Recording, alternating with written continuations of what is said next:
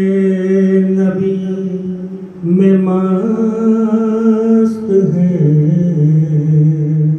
ارض و فلک الگ الگ پائی ہے در سے آپ کے، سب نے چمک الگ الگ۔ ماشاءاللہ تو نعت بہت اچھی پڑھی اور بہت خلوص کے ساتھ یہ حال لایا ہے۔ اللہ تعالیٰ ان کی محبت کو قبول فرمائے اپنی بارگاہ میں اور ان کے تمام مصائب و آلام دور فرمائے۔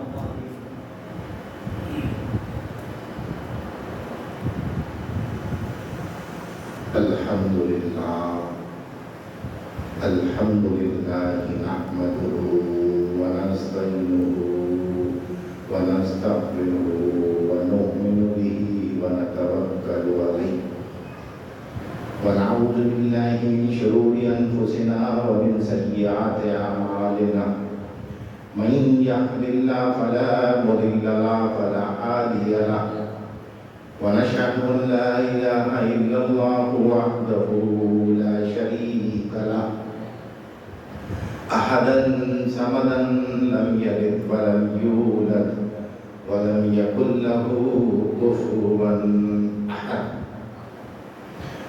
اما بعد فاعوذ باللہ من الشیطان الرجیم، بسم اللہ الرحمن الرحیم۔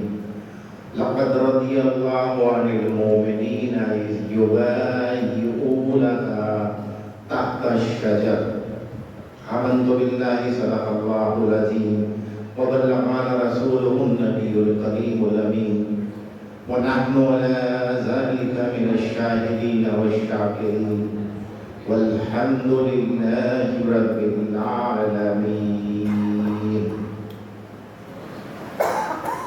إن الله وملائكته يصلون على النبي يا أيها الذين آمنوا صلوا عليه وسلموا تسليما، اللهم صل على سيدنا ومولانا محمد معدن الجود والكرم وآله وصحبه وبارك وسلم۔ سبحانك لا علم لنا إلا ما علمتنا إنك أنت العليم الحكيم۔ رب اشرح لي صدري ويسر لي أمري واحلل عقدة من لساني يفقهوا القول، يا مقلب القلوب ثبت قلوبنا وأذهاننا على دينك لا طاعتك، آمين۔ میرے معزز و محترم المقام دوستوں، بھائیوں، دل بندوں، السلام علیکم ورحمۃ اللہ وبرکاتہ۔ ابھی میں نے آپ کے سامنے پارہ نمبر 26 کی آیت نمبر 219 11ویں رکوع کی پڑھنے کا شرف حاصل کیا۔ اس آیت میں اللہ کا رب العزت فرماتا ہے، یقیناً راضی ہو گیا اللہ تعالیٰ ان مومنوں سے جب بیعت کر رہے تھے آپ کی اس درخت کے نیچے،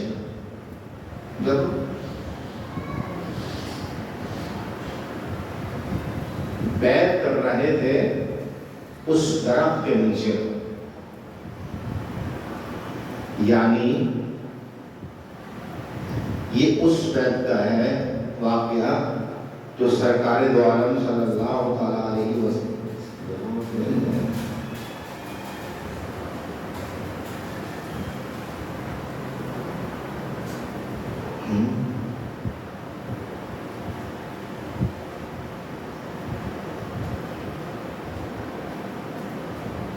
لی اپنے اصحاب سے۔ تو آج میں اس بیعت کا تذکرہ کروں گا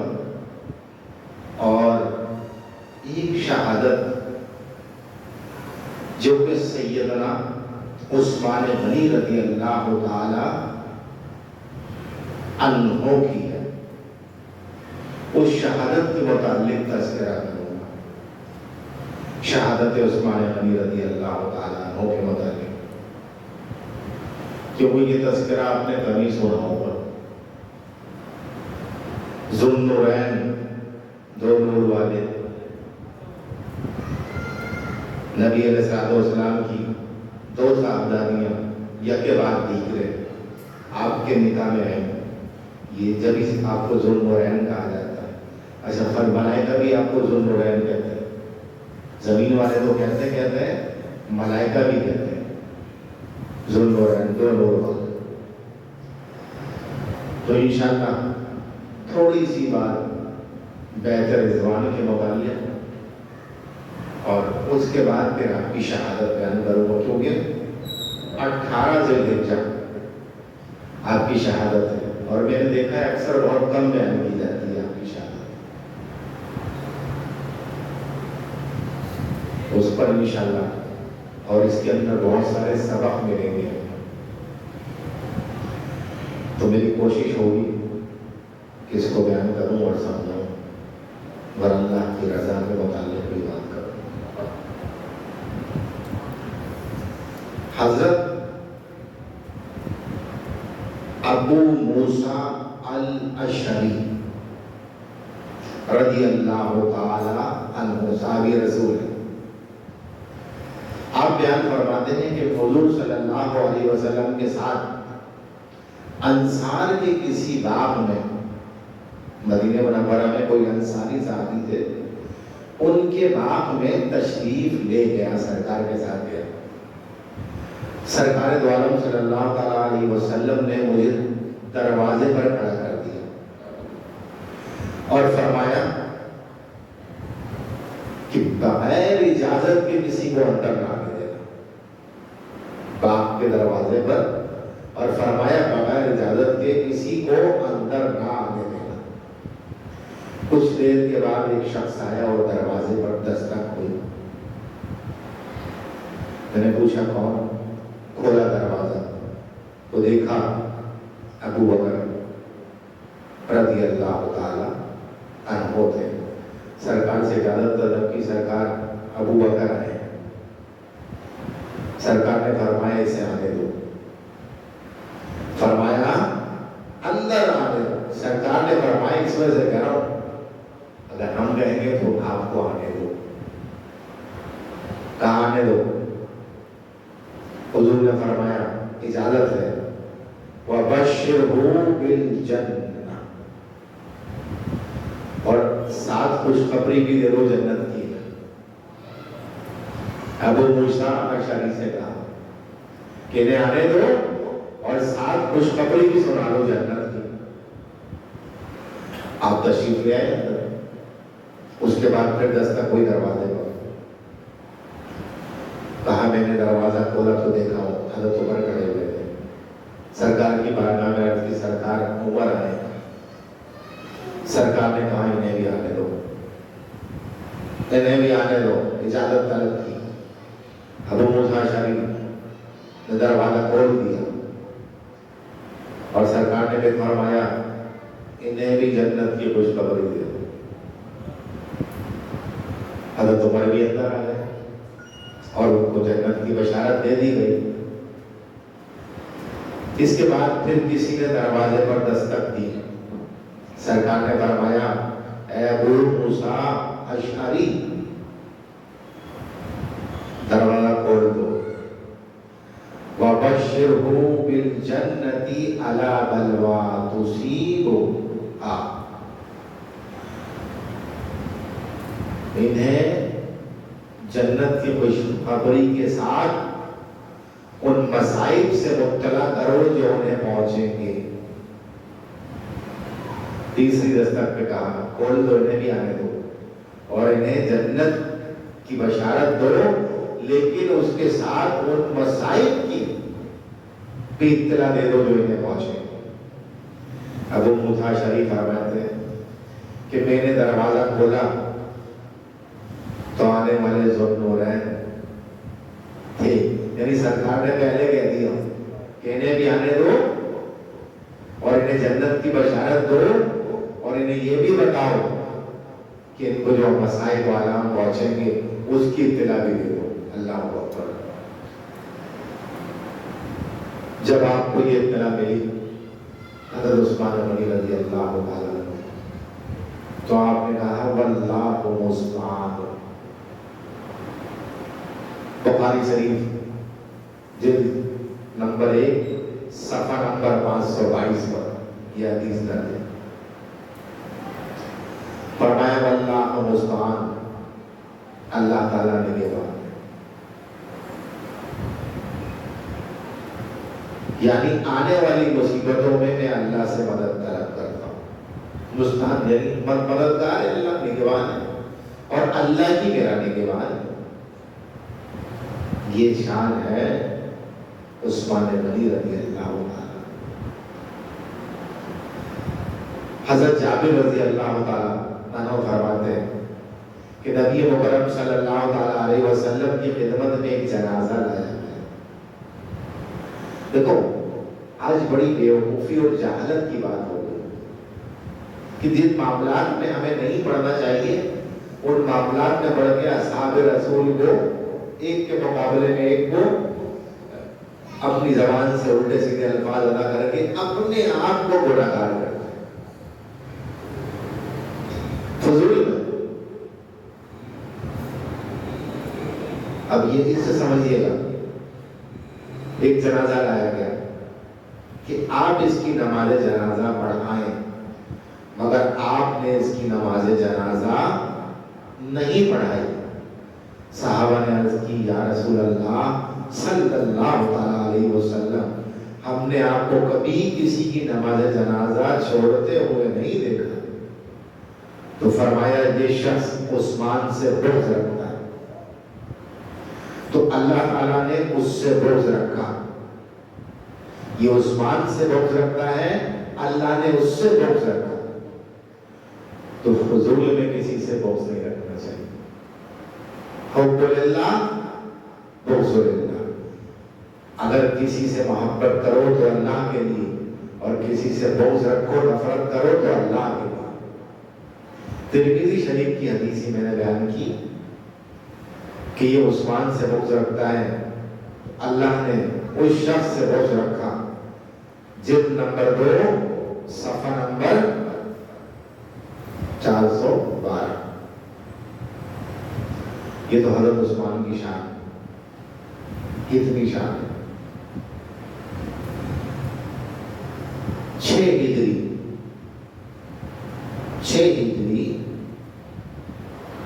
ذوالقعدہ کے مہینے میں حضور صلی اللہ تعالی علیہ وسلم نے اپنے 1400 اصحاب کرام کے ساتھ ارادہ کیا عمرے پر جانے کا.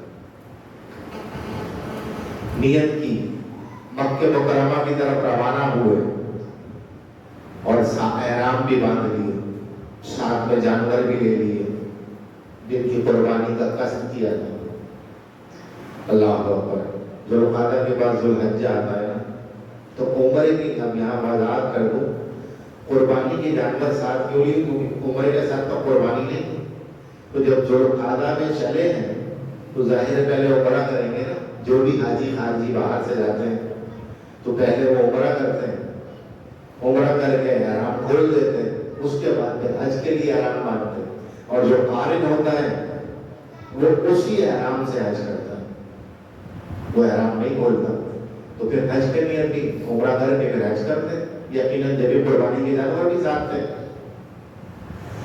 صرف اپنی حفاظت کے لیے ایک ایک تلواریں اصحابہ کرام لی اور کوئی جنگ کی ساز و سامان نہیں لیا.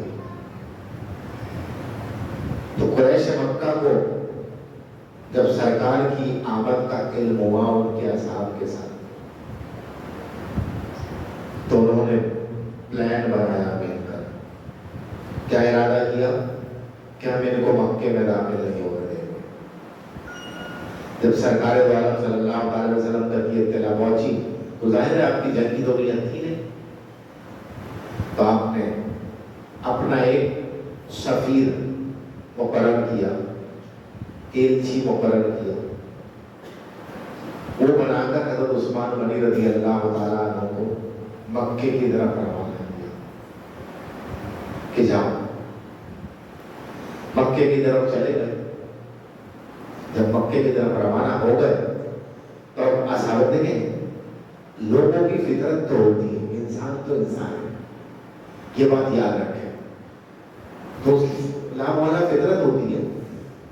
تو اصحاب آپس میں چیمی گولیاں کرنے لگے کہ واہ کیا قسمت ہے عثمان کی، وہ تو جا کر وہاں پر طواف کعبہ کر رہے ہوں گے، سرکار نے انتخاب کیا عثمان کا، اور ہم یہاں پر محروم ہیں۔ ابھی جب سرکار دو عالم صلی اللہ علیہ وسلم کو یہ اطلاع ملی تو سرکار نے صحابہ کرام کو مخاطب کر کے کہا کہ عثمان میرے بغیر طواف کعبہ نہیں کرے گا۔ اتنا مان، اتنا بھروسہ۔ حضرت عثمان نے جانے کو کفار مکہ سے کہا کہ بھائی بات دراصل یہ کہ ہمارا جنگ کا ارادہ نہیں ہے، جو تم لوگ سمجھ رہے ہو ایسا کچھ نہیں ہے، ہم عمرہ کرنے کے لیے سے آئے ہیں، عمرہ کریں گے اور پھر فارغ ہو گئے پھر واپس چلے جائیں گے۔ تو انہوں نے کہا نہیں، ایسا نہیں ہو سکتا، عثمان کعبہ تمہارے سامنے ہے، تم اس کا طواف کر لو، لیکن ہم مسلمانوں کو آنے کی اجازت نہیں دیں۔ حضرت عثمان نے فرمایا کہ نہیں، بغیر حضور علیہ السلام کے میں طواف کروں گا ہی نہیں کسی صورت میں۔ جو وہاں سرکار نے کہا یہی حضرت عثمان نے کہا کہ میں طواف تو نہیں کروں گا بغیر سرکار کے۔ اب یہاں ایک خبر مشہور ہو گئی، اطلاع کہ حضرت عثمان کو شہید کر دیا گیا۔ جب یہ ہوا تو اصحاب کرام میں بڑا جوش اور جذبہ پیدا ہو گیا، اور سب نے طے کیا اور سرکار نے بھی کہا کہ ہم بغیر عثمان کے خون کا بدلہ لیے یہاں سے واپس نہیں جائیں گے، یہاں سے واپس نہیں جائیں گے۔ اللہ اکبر۔ پھر ہونا کیا تھا؟ جب یہ افواہ پھیل گئی، سرکار دو عالم صلی اللہ علیہ وسلم ایک درخت کے نیچے تشریف فرما ہوئے اور بیعت کی تمام 1400 اصحاب سے اپنا ہاتھ رکھا، جیسے ہم بیعت کرتے ہیں یہاں پہ سرکار کی سنت ہے، بہت سارے لوگ ہوتے ہیں وہ کپڑا مکا دیتے ہیں وہ چیز یا ہاتھ میں ہاتھ ڈال کے، اسی طرح سے سرکار دو عالم صلی اللہ علیہ وسلم نے سب سے بیعت لی کہ جب تک ہم اس بات کا عہد کرتے ہیں تمام فردان اسلام کو دعوت دی کہ وہ اس بات پر میری بیعت کریں کہ جب تک عثمان کے خون کا بدلہ نہ لے لیں گے میدان جنگ سے پیچھے نہ ہٹیں گے، کیونکہ ابھی تو جنگ کا میدان بن گیا۔ اگر حضرت عثمان شہید ہو گئے صحابہ کرام میں جوش و خروش بہت زیادہ پیدا ہو گیا، سب نے بزرگ کے ہاتھ پر بیعت کی، مہاجرین اور انصار نے بیعت کی، اس میں بدری صحابی بھی نے بھی بیعت کی اور جذبہ جہاد سے آگے بڑھے۔ صحابہ کرام نے عرض کی ہم اس وقت تک پیچھے نہیں ہٹیں گے جب تک خون اسلام خون عثمان کا بدلہ نہ لے لیں۔ اللہ اکبر۔ اور صحابہ کے کارنامے ہمارے لیے مشعل راہ ہیں، آج ہم نے اپنی زندگی سے وہ نکال دی، رسمی اور فرضی مسلمان رہ گئے۔ اچھا، مسلمانوں کو مشرق میں یا مغرب میں دکھ پہنچے تو پہلے کے مسلمان بے چین، ہماری اپنی زندگی کا دیکھا ہوا ہے، بے چین ہو جاتے تھے، بولو ورنہ غصہ پایا جاتا تھا، علماء کرام میں ایک لہر دوڑ جاتی تھی۔ آج تو کچھ بھی ہوتا رہا ہے، کسی کو جو ہی رہتے، بولے میرا کام سیدھا ہونا چاہیے، بس یہ حال ہو گیا۔ میں تو کھا رہا ہوں نا کہ روٹی پہ روٹی رکھو، لیکن یہ نہیں پتا کہ اگر تم اس کو وہیں پر روک دو گے ظلم کو تو تم تک وہ ظلم پہنچ نہیں پائے گا، اور اگر تم نے اس کی وہاں بے خونی نہیں کی تو بڑھتے بڑھتے ایک دن تمہارے تک بھی آ جائے گا۔ اللہ اکبر۔ پہلے کے لوگ تھے، محمد بن قاسم کو دیکھ لیجیے اٹھا کے، کہاں سے راجہ طاہر کو شکست دیا. تو اگر آج طاہر پیدا ہو سکتے ہیں تو محمد بن قاسم بھی پیدا ہو سکتا ہے. یہ بات مت بھولنا، یاد رکھو اس بات کو. بہرحال اس میں حضرت علی بھی شامل تھے اس بیعت لینے میں. تو بہت سے لوگ حضرت عثمان کی شان میں بیعت بھی کرتے ہیں اور یہ نہیں جانتے کہ حضرت علی نے بھی تلوار نکالی تھی خون عثمان کا بدلہ لینے کے لیے. بہر کیا تھا، بات یہاں تک پہنچی. بیعت کی برکت سے صحابہ کرام میں جاں بازی کا بے پناہ جذبہ بیدار ہو گیا. کیسے بیدار ہو گیا؟ بیعت کی برکت سے کیسے بیدار؟ اصل میں سب نے ایک کاز پر بیعت لی تھی اور ایک نقطے پر متفق اور متحد ہو گئے تھے، جو کہ آج ہم نہیں ہوتے.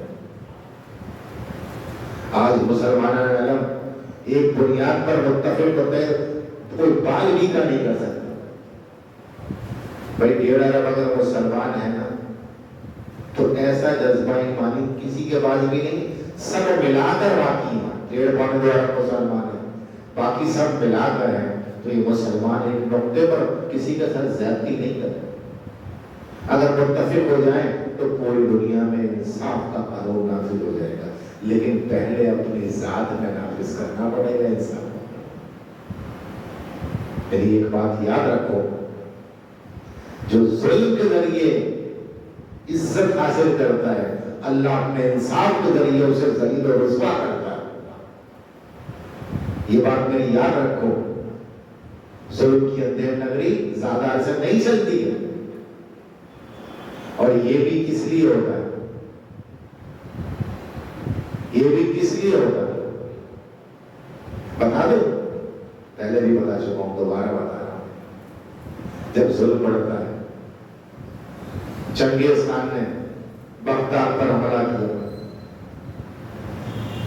ہلاکو خان وغیرہ نے قبضہ کر لیا اس پر.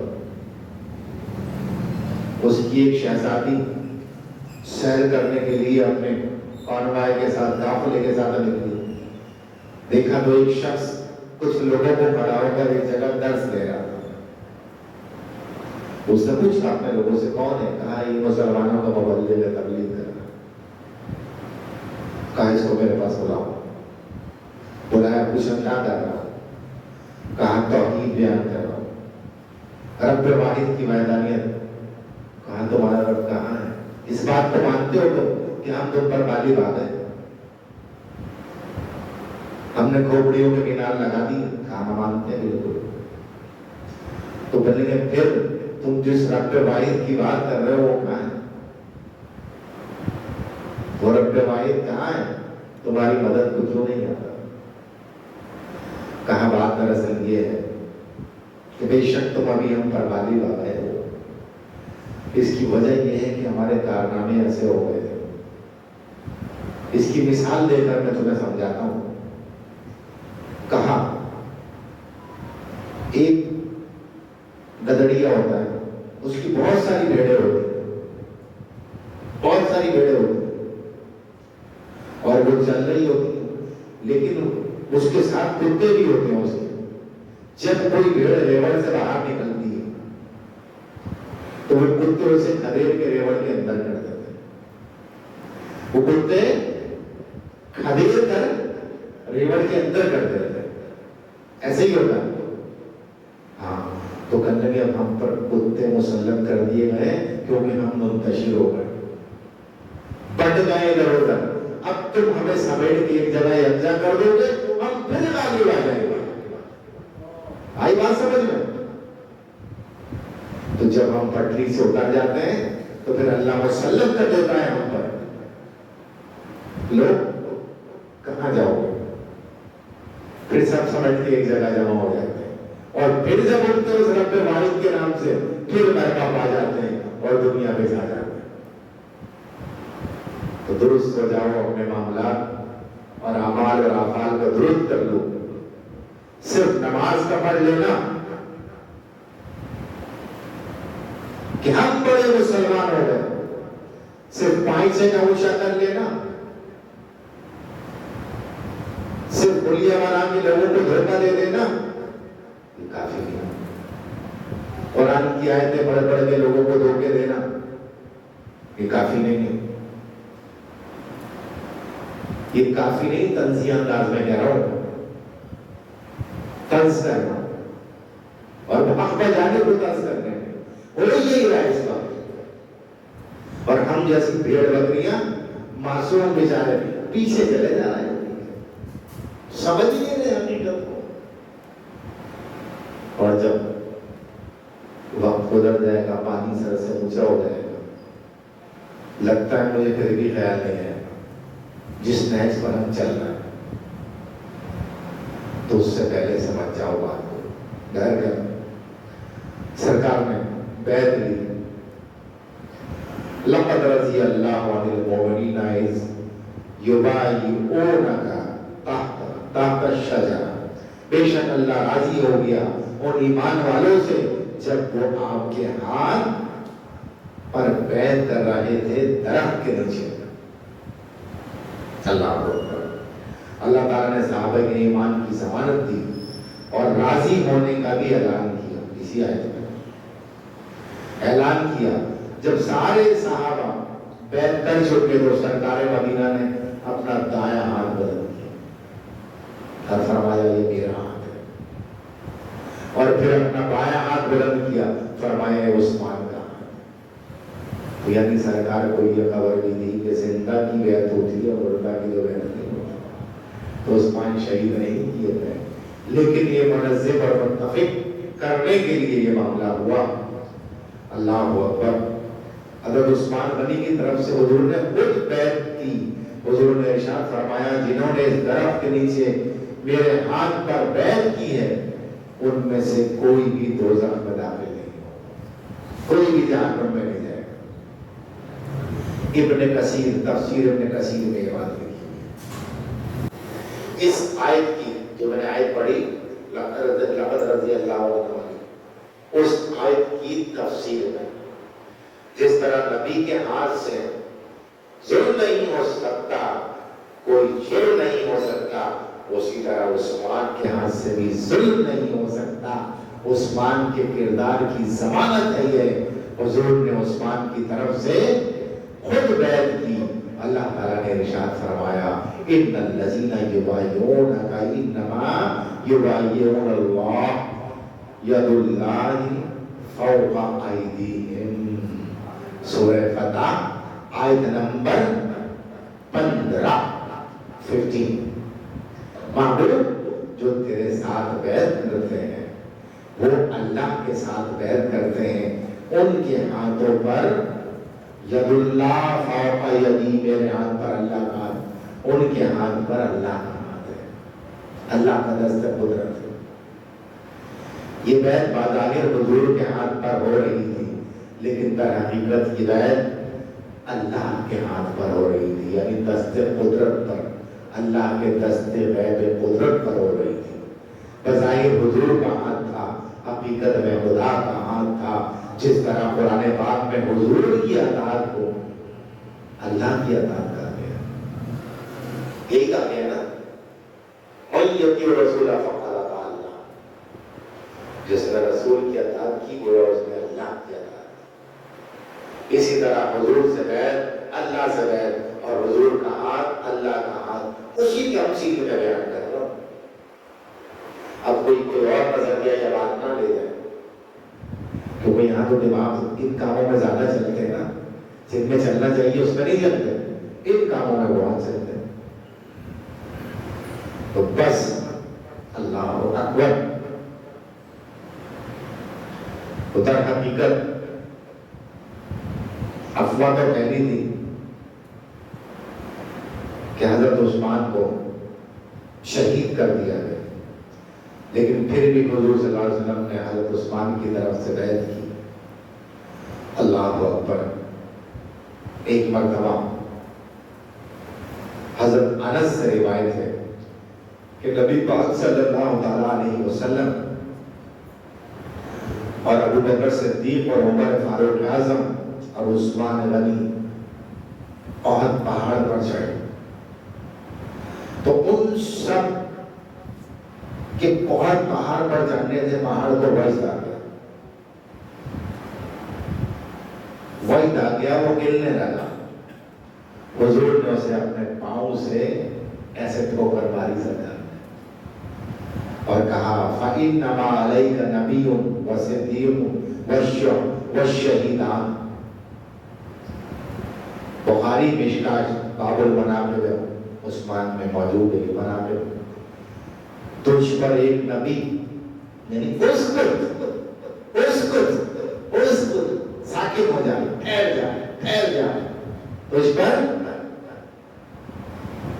ایک نبی اور صدیق اور 2 شہید ہیں۔ اللہ ہؤلاء ثلاثۃ رضی اللہ عنہم۔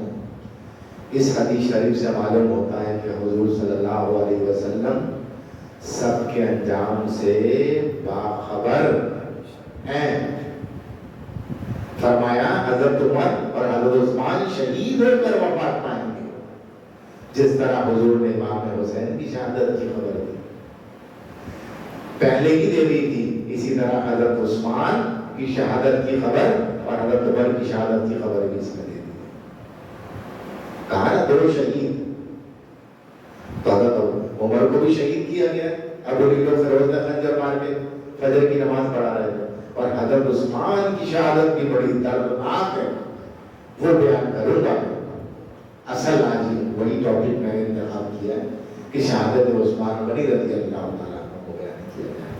اچھا، سراسر سازش کا نتیجہ تھی وہ، آج بھی سازش ہو رہی ہے، اور اس سازش میں بہت بڑا گروہ انسانوں کا ملوث ہو چکا ہے، اور اس کو پتہ ہی ہے،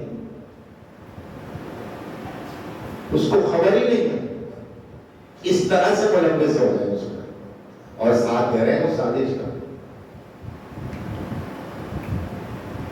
اسی قسم کے معاملات اس وقت ہو رہے ہیں، اگر آپ غور کریں تو۔ اچھا پھر کیا ہوا؟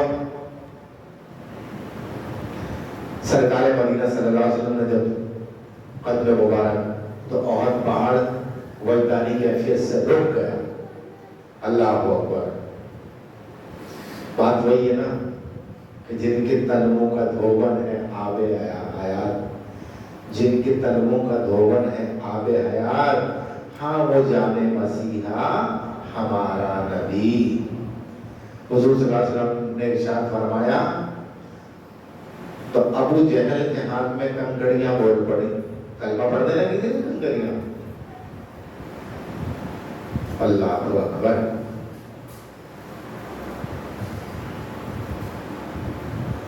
سرکار دو عالم صلی اللہ علیہ وسلم نے ارشاد فرمایا ہے عثمان، یہ حدیث بیان کر رہا ہوں ترمذی اور ابن ماجہ کی، ترمذی شریف اور ابن ماجہ کی۔ فرمایا ہے عثمان، اللہ تعالیٰ تمہیں ایک قمیص پہنائے گا، ایک قمیص پہنائے گا، تو اگر لوگ تم سے اس قمیص کے اتارنے کا مطالبہ کریں تو تم اسے نہ اتارنا، سرکار مدینہ کی نگاہ نبوت نے دیکھ لیا تھا کہ پلوائی حملہ کریں گے اور عثمان کی خلافت کے پیچھے پڑ جائیں گے اور انہیں خلافت سے اتارنے کی کوشش کریں گے۔ اللہ اکبر۔ اس لیے حضور نے حضرت عثمان کو پہلے ہی خبردار کر دیا تھا، عثمان جان دے دینا پر خلافت نہ ختم کرنا۔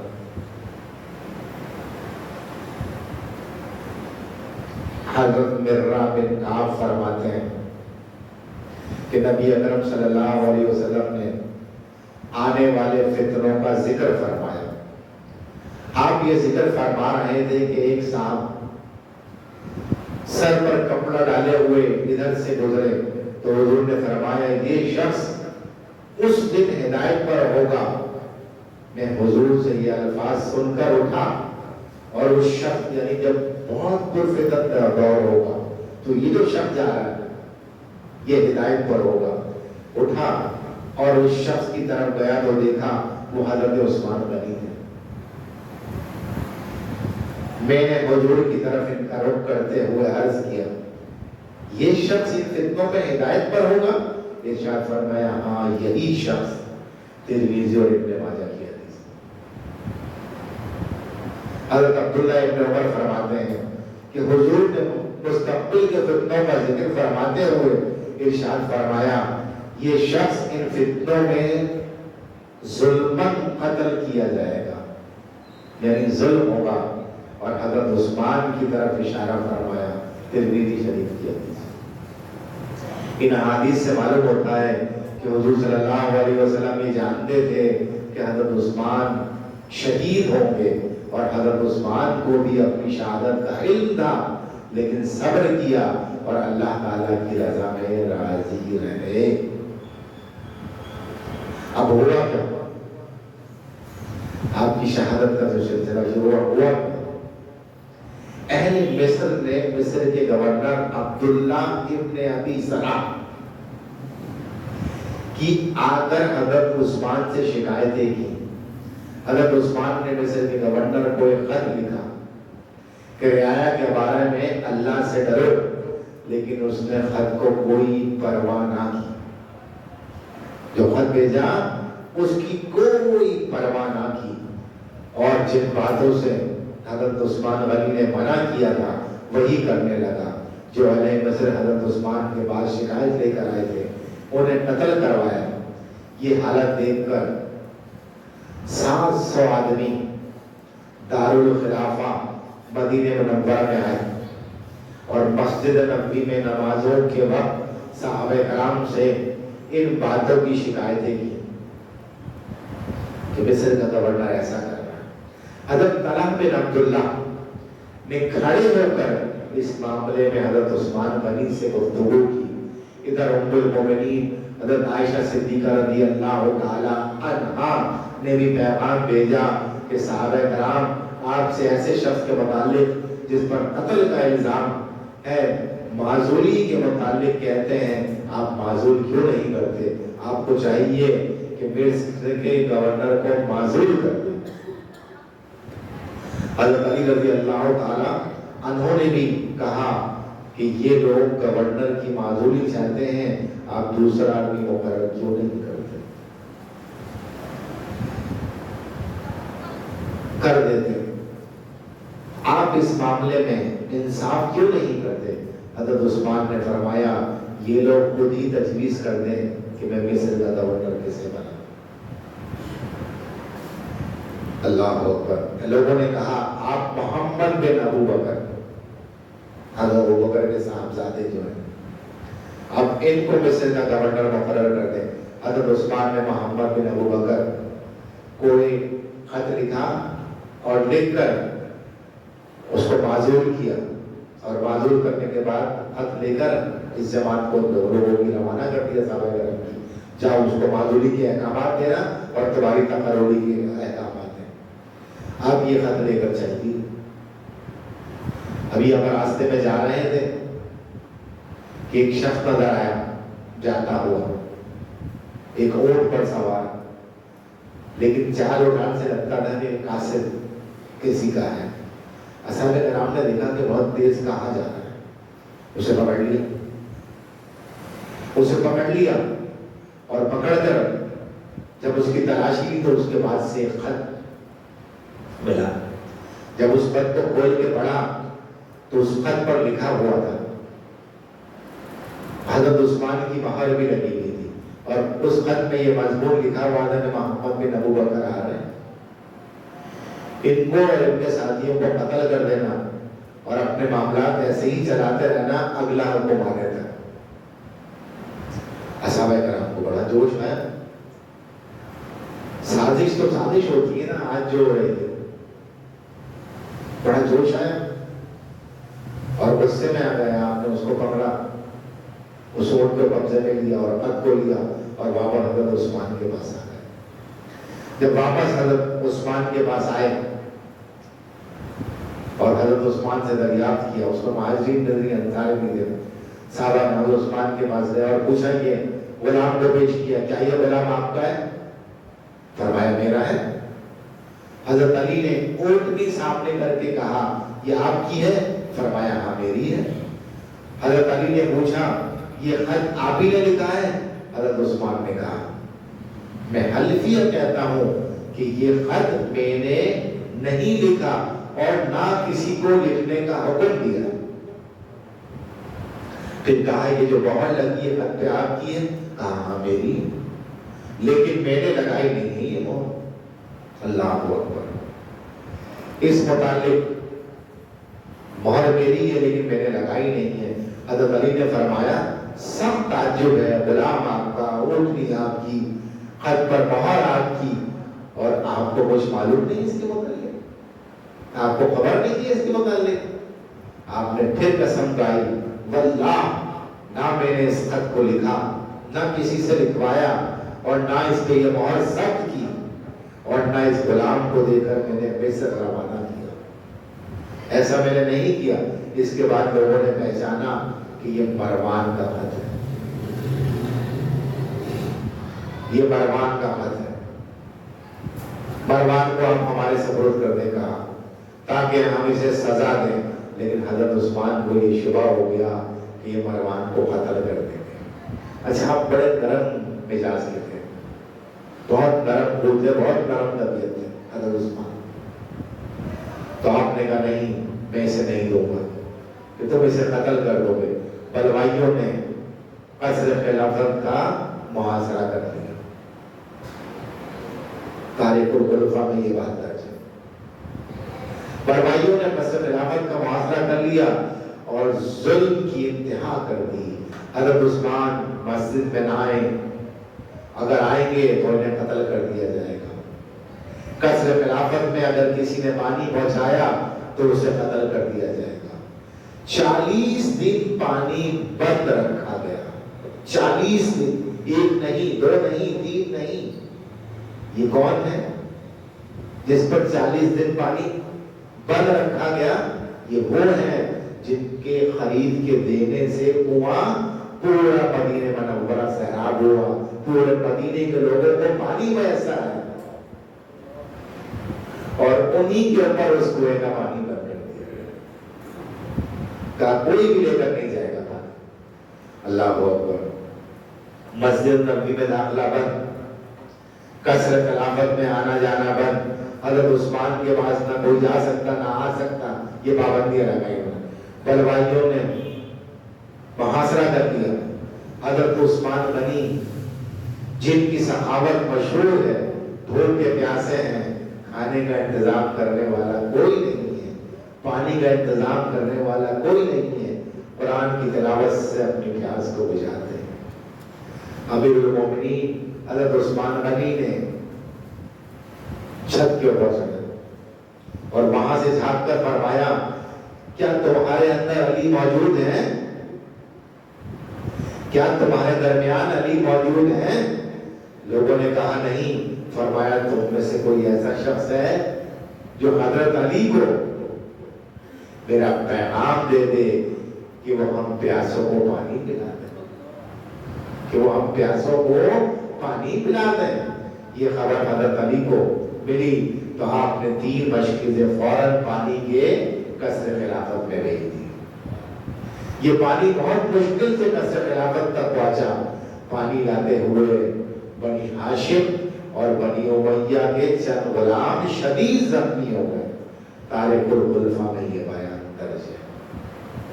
حضرت مغیرہ بن شعبہ کہتے ہیں کہ محاصرے کے دوران میں کسی طرح سے آپ کے پاس حاضر ہو گیا اور آپ سے عرض کیا جو مصیبتیں آپ پر آئی ہیں آپ اسے دیکھ رہے ہیں، میں آپ کو 3 باتوں کو مشورہ دیتا ہوں، 3 باتوں کو مشورہ دیتا ہوں، آپ جو بات چاہیں اختیار کر لیں۔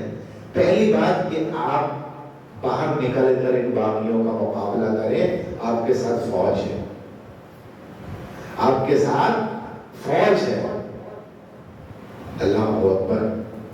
آپ حق پر ہیں اور دوسری بات قصر خلافت کے کسی دوسرے دروازے سے نکل کر مکہ چلے جائیں، وہاں حرم کی وجہ سے لوگ آپ کے خون کو مباح نہ سمجھیں گے۔ مباح کسے کہتے ہیں؟ یعنی عارضی طور پر چیز کا حلال ہو جانا نہ گناہ ہے نہ ثواب ہے، وبا ہے۔ کہ تیسری بات، آپ حضرت امیر معاویہ کے بعد شام چلے جائیں۔ حضرت عثمان غنی نے تینوں باتوں کو قبول نہ کیا۔ پہلے جواب میں باہر نکل کر، یعنی فرمایا باہر نکل کر ہرگز نہیں رلوں گا، کیا میں رسول اللہ کا خلیفہ ہو کر مسلمانوں کا خون بہاؤں، یعنی میں مسلمانوں کو ہی ماروں۔ دوسری بات کا جواب، مکے ہرگز نہیں جاؤں گا، میں نے حضور سے سنا ہے کہ قریش کا کوئی آدمی حرم میں محترم میں فساد کرائے گا اور اس پر نفس عالم کا عذاب ہوگا۔ اب جو حرم میں فسادات کراتے ہیں ان کو سوچ لینا چاہیے، آدھی دنیا کا عذاب اس کے اوپر پڑے گا، میں ایسا بھی نہیں چاہتا۔ اور تیسری بات کا جواب، میں حضور کا پڑوس چھوڑ کر کہیں نہیں جاؤں گا، یہیں شہید ہونا پسند کروں گا۔ یہ بیان بھی تاریخ الگلفان میں درج ہے، کیونکہ مدینہ رحمتوں اور برکتوں کا خزینہ ہے۔ قیامت والے دن سرکار مدینہ سب سے پہلے بمِ صحابہ کرام کے اٹھیں گے اور میدان محشر میں جائیں گے، مجھے مدینہ پسند ہے، حضور کی ہمسائیگی پسند ہے، اس لیے جان دے دوں گا لیکن مدینہ نہیں چھوڑوں گا۔ محمد کی محبت دین حق کی شرط اول ہے، محمد کی محبت دین حق کی شرط اول ہے۔ اگر اس میں ہے کچھ خامی تو سب کچھ نامکمل ہے۔ اس شعر پر ہی اپنی زندگی کو تول لیں، آج کے ہوگا سب صحیح ہو جائے۔ سرکار مدینہ کا ارشاد ہے، من استطاع ان یموت فی المدینہ فلیموت بها فإنی اشفع لمن یموت بها۔ جو شخص مدینے میں مرنے کی طاقت رکھتا ہو وہ مدینے میں مرے، جو یہاں مرے گا میں اس کی شفاعت کروں گا۔ یعنی پہلے ان کی شفاعت ہوگی نا، ایسا نہیں ہے کہ باقی کسی جگہ مارنے والے کی شفاعت نہیں ہوگی۔ سب سے پہلے سرکار دوارا تو اٹھیں گے لوگ، ان کی شفاعت فرمائیں گے سرکار، تو جو مدینے میں مدفن ہوگا۔ اچھا، جو مدینے میں مرنے کی خواہش رکھتا ہوں، محبت کرتا ہوں نا، دنیا میں کہیں بھی مر جائے، اللہ کے فضل سے اس کا جنازہ وہیں پہنچا دیا۔ جو بقیع میں دفن ہونے کی خواہش رکھتا ہوں، ایک واقعہ اس کے پیچھے لیکن وقت نہیں، وہ تو جیتا جاگتا واقعہ۔ ارشد قاضی صاحب ہندوستان والے ہوتے، انہوں نے اس بارے میں رسالہ لکھا، جنہوں نے ایک جماعت کی بنیاد بھی رکھی تھی۔ اس پر ایک رسالہ لکھا، انہوں نے پورا 12 دن کا بھی بتا، وہ مدینے میں مرے، جو یہاں مرے گا اس کی میں شفاعت کروں گا۔ حضرت عثمان غنی مدینے میں شہید ہوئے اور حضور کی شفاعت کے حق میں، یعنی آپ کی شفاعت کے حقدار بھی ہوئے۔ عبداللہ بن سلام فرماتے ہیں کہ میں امیر المومنین کو سلام عرض کرنے گیا جب وہ محصور تھے، یعنی حصار میں تھے۔ انہوں نے کہا مرحبا ہے میرے بھائی۔ میں نے کہا اے امیر المومنین، کاش آپ کی جگہ میں قتل ہو جاؤں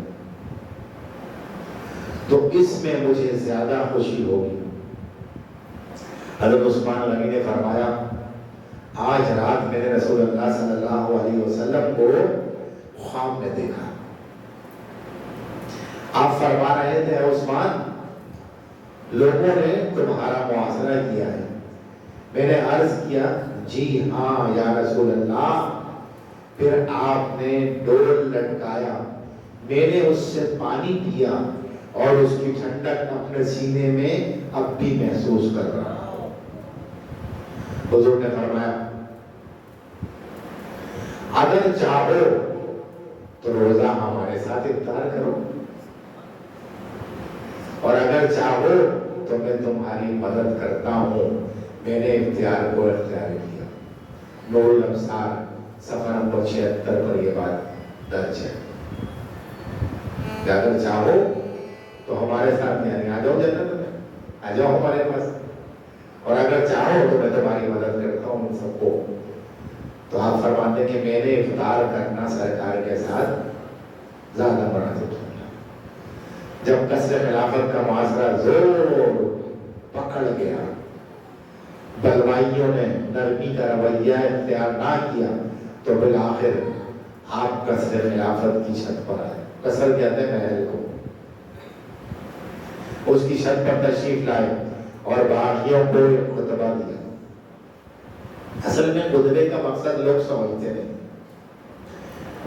ابھی جتنے بھی خطبے ہو رہے ہیں یہ سب رسمن ہو رہے ہیں، چاہے جمعے کا خطبہ ہو، چاہے دیگر خطبے ہوں، سب رسمن ہو رہے ہیں۔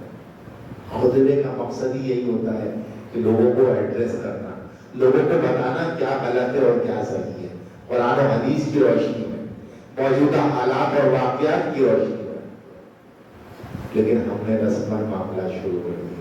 خطبے کی بنیادی یہی ہے کہ اللہ کی حمد و ثنا، اس کی بڑائی بیان کرو، اس کے محبوب پر درود بھیجو، اور جو بنت نساء احادیث میں اور قرآن میں ہے وہ موجودہ حالات کے حساب سے بیان کر کے انہیں سمجھا لوگوں کو۔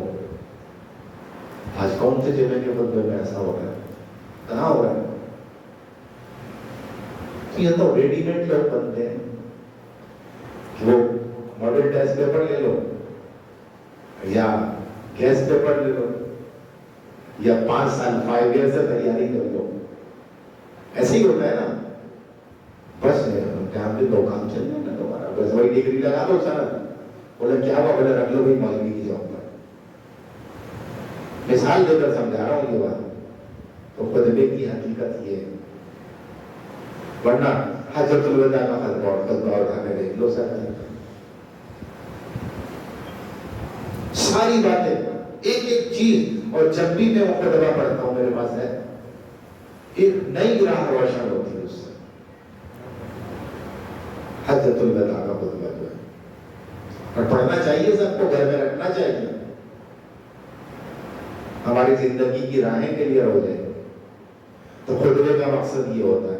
تو اس موقع کی مناسبت سے آپ نے خطبہ دیا، فرمایا باغیوں تم جانتے ہو میری حضور سے کیا قرابت ہے؟ اللہ اکبر۔ سب نے کہا جانتے ہیں۔ فرمایا جب حضور مدینہ آئے تو مسجد نبوی تنگ تھی، آپ نے فرمایا کون زمین کو خرید کر وقف کرے گا، میں اسے جنت دوں گا۔ میں نے زمین خرید کر وقف کر دی، آج تم مجھے اس مسجد میں نماز پڑھنے سے روکتے ہو؟ کیا ہو رہا ہے؟ یہ سمجھایا جا رہا ہے۔ کیا سمجھایا جاتا ہے ایسے؟ سمجھ رہے ہو بات؟ روکتے ہو؟ فرمایا تم جانتے ہو رسول اللہ نے ایک مرتبہ فرمایا تھا جو شخص بیر روما، بیر کے خون کو کہتے ہیں، خرید کر مسلمانوں کے لیے وقف کر دے وہ جنتی ہے۔ میں نے 40,000 درہم میں یہودی سے وہ کنواں خرید کر مسلمانوں کے لیے وقف کر دیا تھا، تم مجھے آج اسی کنویں سے پانی پینے سے روکتے ہو؟ اللہ اکبر۔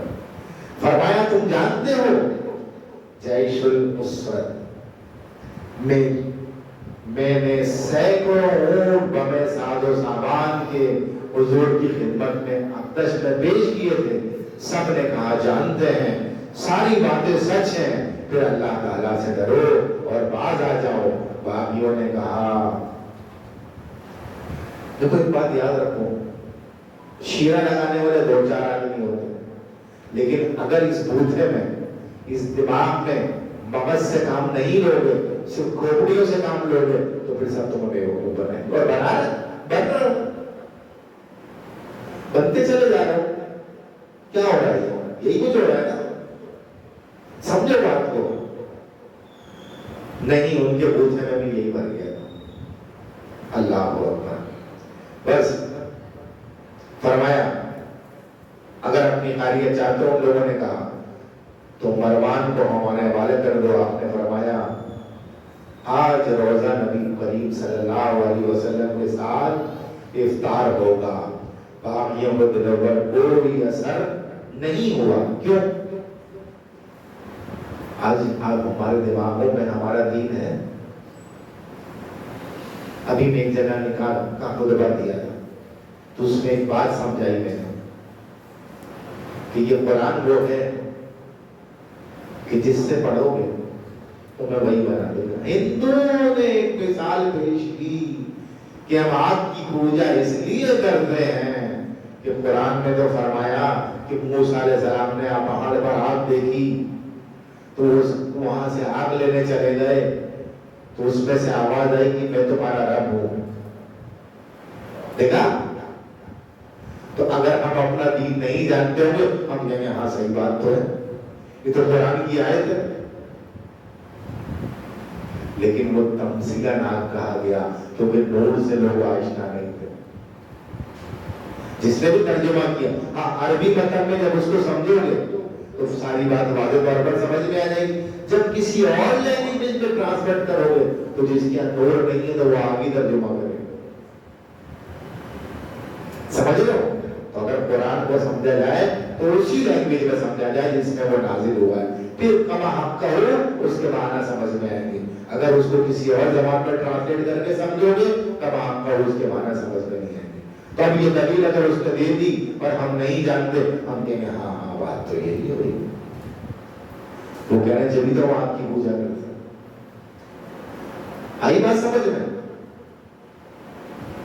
تو خطبے دینے کا مقصد یہی ہوتا ہے کہ لوگوں کو حقیقت سے آگاہ کر دیا جائے کہ وہ کہاں کھڑے ہوئے ہیں.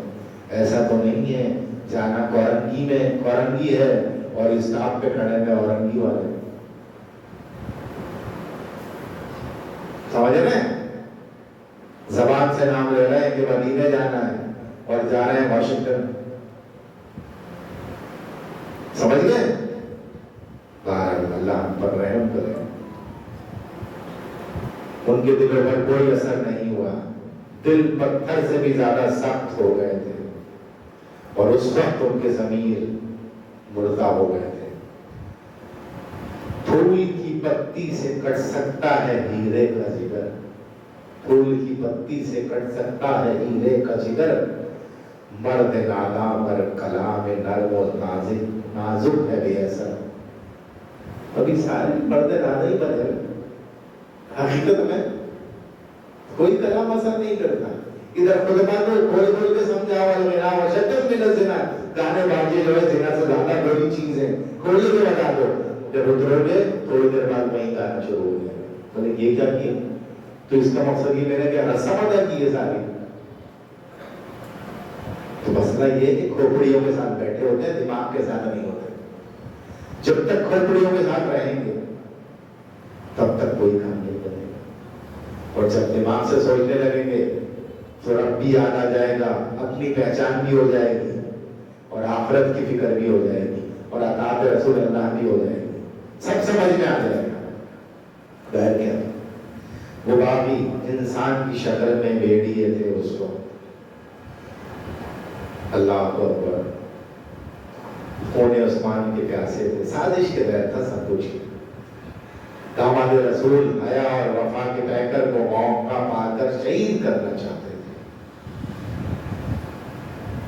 جب محاصرہ ہوا تھا اس محل کا اس قصر کا، اللہ کو اکبر، قصر خلافت کا،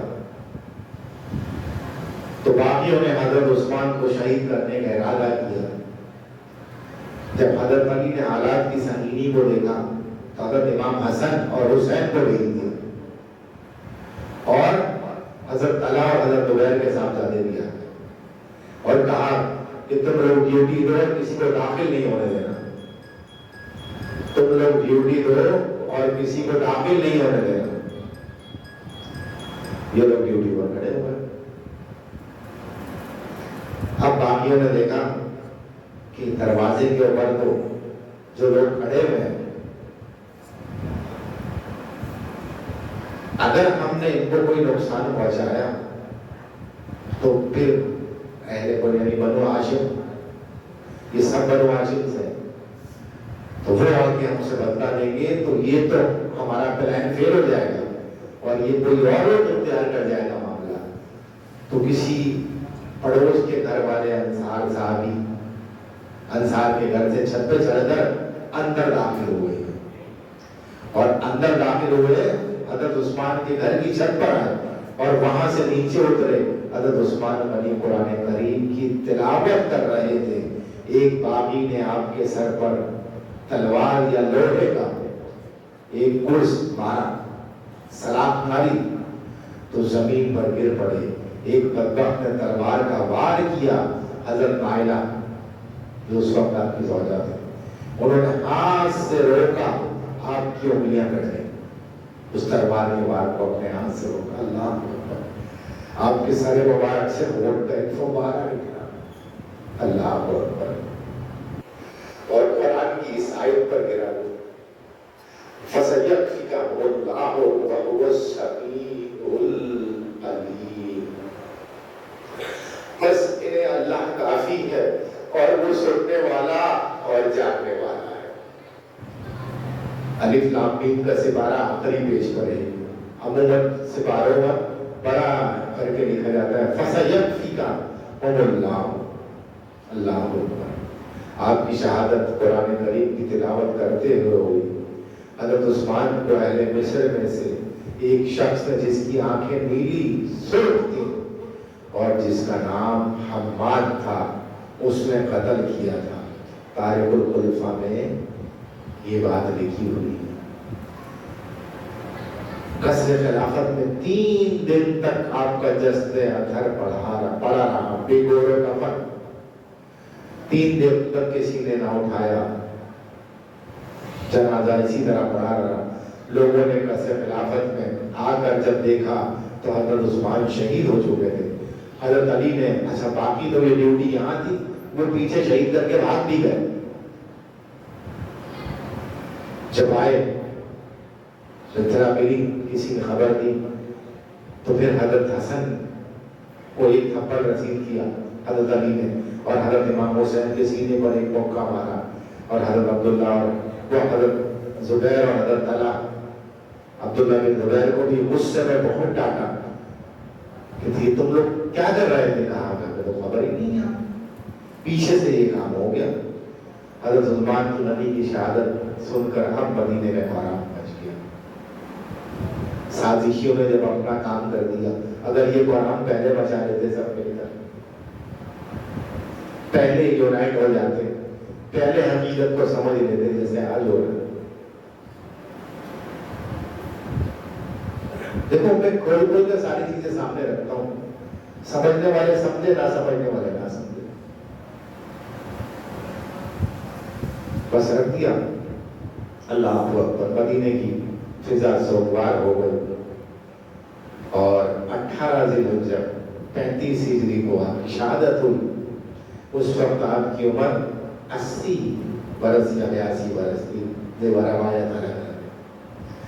جنت البقیع کے قبرستان میں حضرت زبیر نے جنازے کی نماز پڑھائی اور آپ کو حشر کوکب میں حضرت حلیمہ کے قریب دفن کیا گیا. صحابہ کرام نے سنا کہ رسول اللہ صلی اللہ علیہ وسلم نے فرمایا کہ جنت البقیع کی حد وہاں تک ہوگی جہاں عثمان کو دفن کیا جائے. تو اب صحابہ کرام افسوس کرنے لگے کہ ہمیں پہلے یہ خبر نہ دی، ورنہ ہم حضرت عثمان کو بہت دور لے جا کر دفن کرتے تاکہ جنت البقیع وہاں تک پہنچ جاتا. ظاہر کیا جو بات میں نے کہنی تھی، سمجھانی تھی، اور جو شروع میں کہا تھا کہ اس میں نقطے ملیں گے. تو اب جو نقطے لینا چاہے لے لیں. میں نے ہر انداز سے ہر الفاظ سے بات کو سمجھا دیا ہے آپ کو. اس وقت بھی یہی ایسے ہی کچھ ہو رہا. اللہ تعالیٰ ہمیں سمجھنے اور سمجھ کر عمل کرنے کی توفیق عطا فرمائے. وآخر دعوانا ان الحمد للہ رب العالمین. الہی ہر جگہ تیری عطا کا ساتھ ہو. جب پڑے مشکل شہ مشکل کشا کا ساتھ ہو. یا الہی بھول جاؤں